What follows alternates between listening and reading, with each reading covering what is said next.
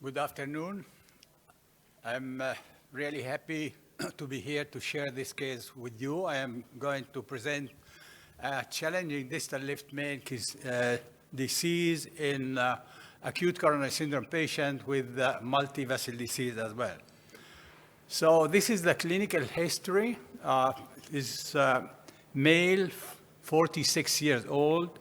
The common coronary artery disease risk factors, as you can see, smoker, dyslipidemia, hypertension, familiarity. In January 2020, had non-STEMI as first clinical manifestation. He was admitted to another hospital with persisting chest pain, started 20 minutes before arrival to the hospital, with systolic blood pressure was at 105, pulse was 98, saturation was 94%. He presented ST depression, 2 millimeters in inferolateral leads. Troponin was elevated, 470, and the creatinine was normal. So he was put on medical therapy with heparin, aspirin, nitrates, and beta blocker. And he was sent to our hospital for coronary angiography.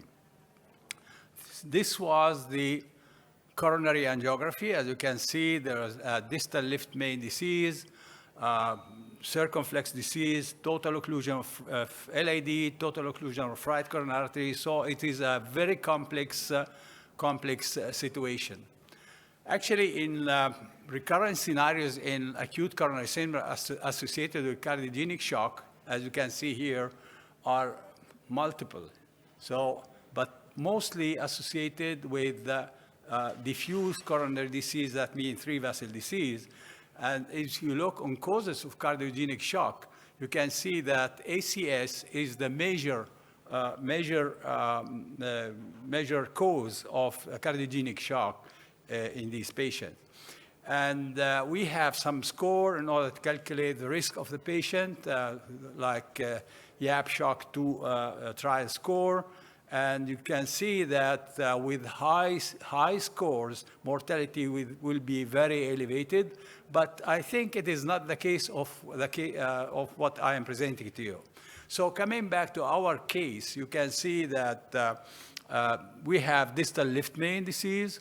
We have huge circumflex with left dominance, and you see that we have significant disease, very tight disease on bifurcation of circumflex with first marginal, huge first marginal. We have also total occlusion of LAD after diagonal, big diagonal, and we have also right coronary artery occlusion, total occlusion. So I think it is very complex anatomy. High syntax score is 41. So the most appropriate treatment in this patient is surgery. So we decided to go for surgery. But unfortunately for the patient, unexpected evolution occurred in the cath lab. Soon after angio, patient still in the cath lab, increasing chest pain with ST elevation now in inferolateral wall. So now we decided soon to intervene because it was ST elevation and the patient was having increasing chest pain. We decided to proceed for primary angioplasty, and given the high risk of this procedure, because two total occlusion, that means only remaining vessel was circumflex, we went to femoral access with 7 French guiding catheter, because I think in emergencies and delicate procedures, it's much better to be comfortable with guide wire, to have wide guide wire in order, if you need to go with 2 balloons, 2 stents, you don't have friction, you can go much more comfortable. And contralateral access with 6 French in order to be ready, if needed, for mechanical circulatory support. And now you can see what happened just wiring these coronaries. That means I wired LAD with the wire in diagonal, then wire to MO, wire to circ. And patient, you can see now, he has very slow flow. Systolic blood pressure was falling to 85 and pulse to 52, oxygen saturation 91. That means he was deteriorating. He was having something like stage D in the classification of SCAI for cardiogenic shock.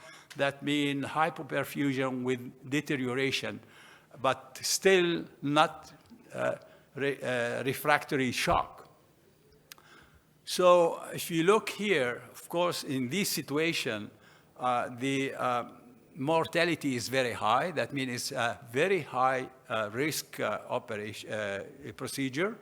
And also the pyramid of complexity, that means the SCAI classification, you see that this kind of procedure is on the top of the risk and complexity. Now, again, coming back, we have to our case. At this point, we have two essential issues in this case. Whether we have to implant the mechanical support, which one and when, before starting angioplasty, starting dilatation, or during or after. And whether we have to go for only culprit lesion or we have to do complete revascularization and the same procedure. I think that what we have from literature today is to implant support immediately and then start your procedure. And for the revascularization, complete revascularization is not necessary, it's not mandatory. What is important is to restore hemodynamic stability in this patient. If hemodynamic stability will be restored only doing angioplasty on the culprit lesion, then we should stop and stage the procedure for another time to complete revascularization. This is what we have done. That means mechanical support, of course, with anesthesiologist assistant. The patient was intubated. And we started our procedure, as you can see here, from circumflex, treating the bifurcation of circumflex with the marginal, and then going for lift main and the bifurcation, distal lift main bifurcation with LID. So we have two bifurcations to treat with the same setting. And of course, in this situation, what is very important is to go for simple strategies, not for complex strategies. Because what is important in this case is come back out of the cath lab with survived patient. So this was our choice. As you can see, we went for very easy and secure way to do bifurcation. Reverse tap in circumflex to MO. That means you see that the stent pre-dilatation, of course, have been done very quickly. Then stent to marginal and balloon in circumflex. We delivered the stent in circumflex. Coming back with the balloon, the delivery balloon, we did kissing balloon. Then inflating a one-to-one balloon in circumflex. Then going with the stent in circumflex, putting the stent, doing pot, recrossing to marginal, doing kissing balloon, and doing pot. And that was fixing the first bifurcation, circumflex with marginal. Then we completed the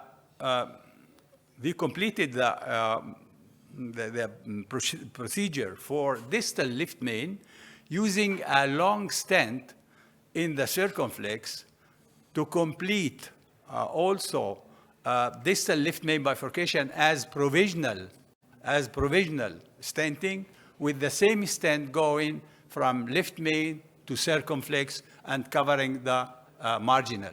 So we used two stents to treat two bifurcation. One reverse tap with marginal. The second with LAD is provisional. Intention to treat was provisional.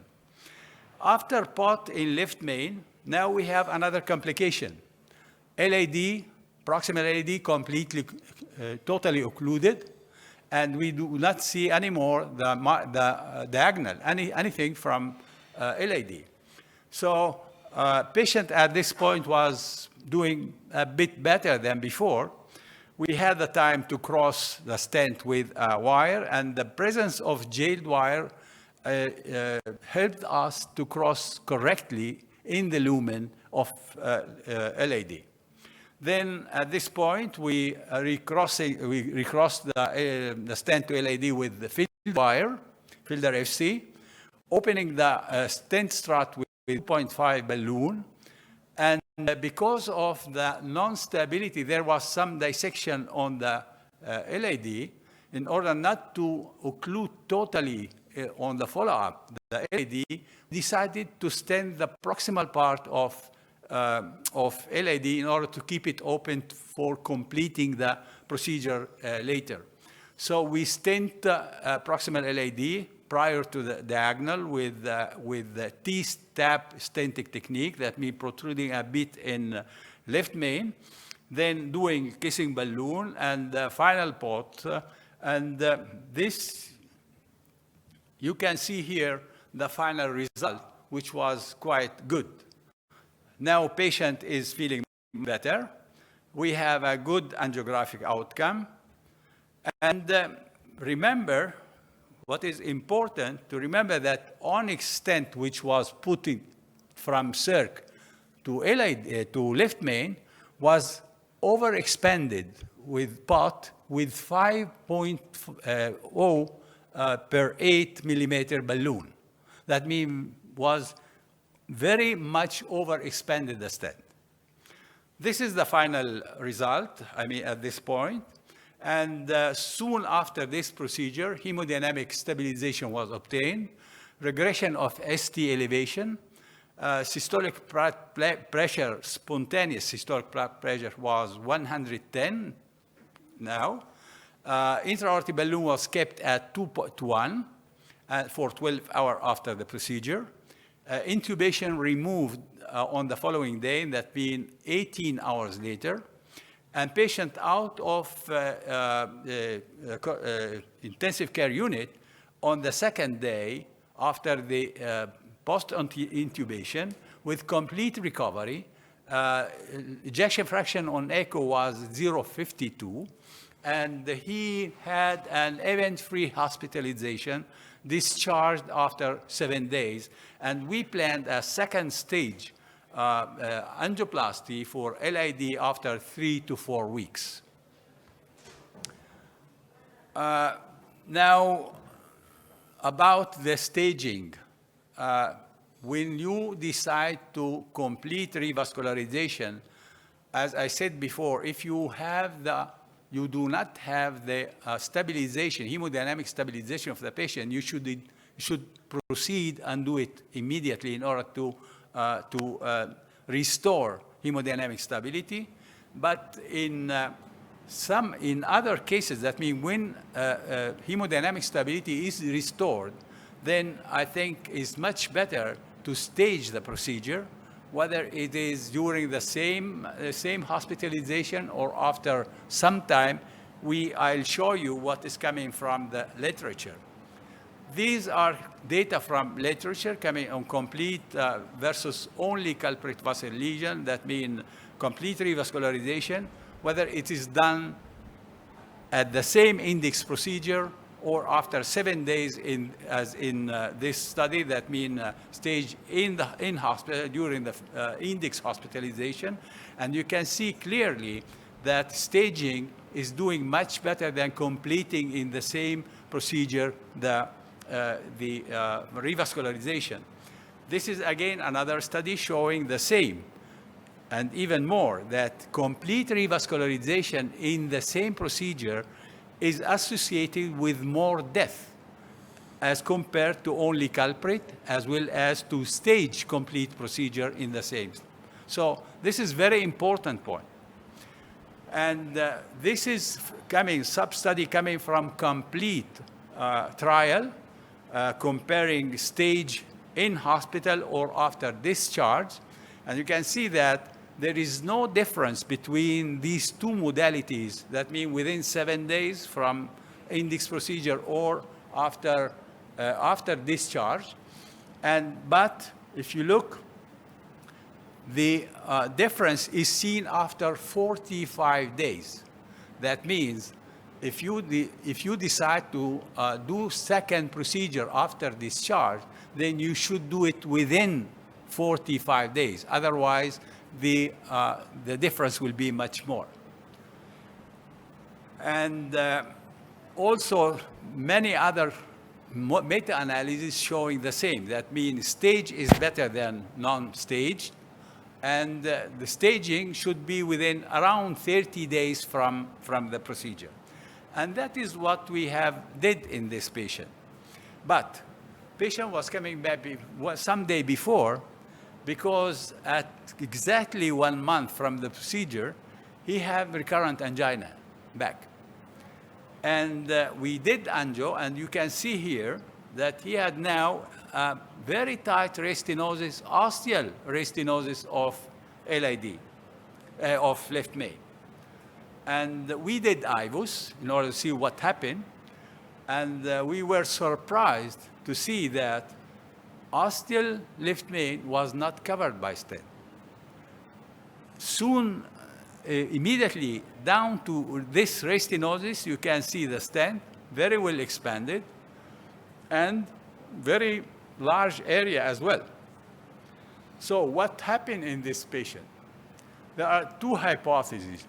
We could miss the ostium, stenting from circumflex to left main, but I'm sure we did real measurement. We were aware about positioning of the stent, even a bit more outside of the ostium of left main. But that was 3.5 stent, and we overexpanded it with 5O balloon in left main. And I think that this has been providing a shortening of the stent and discovering the ostium of left main from the stent. So these two things should be kept in mind every time you are doing something on left main. But keep in mind that overexpanding with larger balloon, small stents can produce shortening of the stent. And you can miss some segment which will not be covered. Now, this restenosis was treated with another stent, small stent, short stent, to cover the osteo completely. And we completed also the LAD. We have the recanalization of LAD, which was very easy. Maybe it was not that much chronic. Antegradely with a passage was obtained with the Gaia 2-wire after 10 minutes of attempting. And then this was completed by stenting of LAD, and this was the final result. Since it was not long procedure, we also tried to open right coronary artery in the same sitting.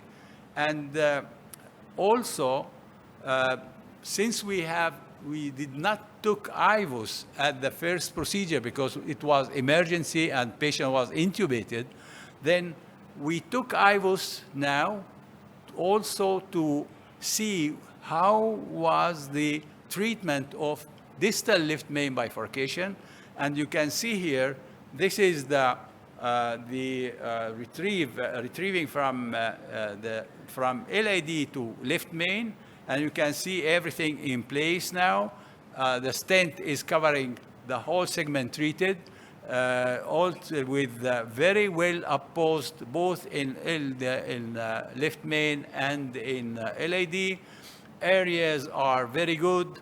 At POC area is 14.7, as distal left main area is 13.22, and carina, you can see, is very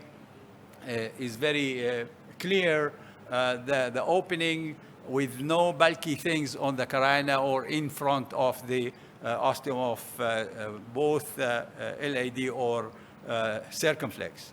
And this is from circ to left main. And again, you can see that everything in place again. Stent expansion is very good, as well as areas are very good, as well as apposition of the stent is very good. So this is the final shot with all measurements, and you can see that it is optimally deployed. So what we have done before in the index procedure was done very optimally, even without guidance of IVUS. Now we went ahead with our procedure to a right coronary artery, and you can see again it was not difficult, was not long procedure. We succeeded anterogradely without doing complex things to go with to recanalize right coronary artery. We stented it, and this was the final result. And at 22 months of follow-up, this patient is still doing very well, event-free. So I think that in this case, we have multiple things to discuss. One, that patient with non-ST ST elevation, acute coronary syndrome, can evolve in ST elevation, which is not so frequent, but could happen. This one.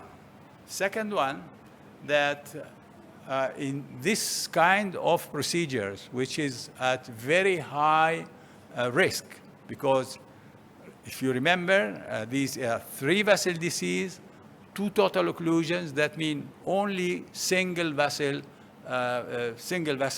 work in this patient, and severely diseased, then of course in high risk procedure, and you should prepare everything to be ready for anything needed to come out with a successful procedure. And one of the main things is to at least to be ready with another access for mechanical support, because you should expect mechanical support in this case. Even if he had a good left ventricular function in baseline, I mean, he had normal ejection fraction, but he was having ST elevation, very severe ischemia. And of course, you can see he crushed immediately only by wiring the circumflex. So this is another important point to keep in mind, that you should be prepared in order to be able to do anything for the patient needed to have a successful procedure. Third thing, what to complete, how to proceed in revascularization. Well, of course, one of the first thing to do is what you consider culprit lesion, and in this case, it was very easy to suppose that circumflex, of course, with distal left main was the culprit lesion. The second point is not to go for complex procedure like DK crush, like culotte, mini culotte, those methods that needs more steps and more long procedure. So go for simple things and do it very quickly, as quick as possible, and just to ensure restoring good flow to the vessel. And then you might be some let's say non-perfect job. You can complete that after you have restored hemodynamic stability in this patient, but you cannot you cannot add any risk for the patient.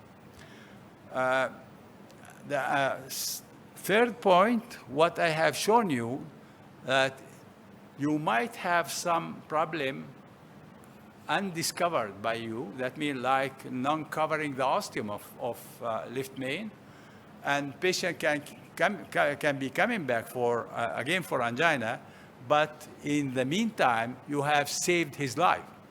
So if he will be coming back, you can do your best in order to treat him again. But of course, the first point was to rescue the patient, rescue the life of patient. And so I'll come to my final remarks. I think high-risk patients are not the ideal candidates for PCI procedure, particularly in emergency situation like what I have shown you here. However, in some patients, angioplasty represents the only option. And in this patient, no other option can be done. Because if you will wait until patient is going for surgery room, then I think you will lose the patient. The recommendation in this setting is to make it simple and fast as much as possible, and to do what is necessary, only what is necessary to restore hemodynamic stability. Whether it is only culprit lesion revascularization, it is okay, then you can complete. And if complete revascularization, go for complete revascularization until you obtain hemodynamic stability of the patient. Now, left main ostial geographic miss can be another problem in left main disease, which might be due to longitudinal shortening, as I explained to you before, or because you have missed it. I mean, positioning of the stent cannot be precise because of if you are using only angio, then this can happen. It depends on anatomy, it depends on projection you are using. But of course, in emergency situation, you are doing things very, very quickly, and this might happen as well. So unexpected complication might occur despite the experience and the meticulous work of the operator. And finally, what is very important for me is that the emergency procedure is not a single operator procedure. It is a teamwork.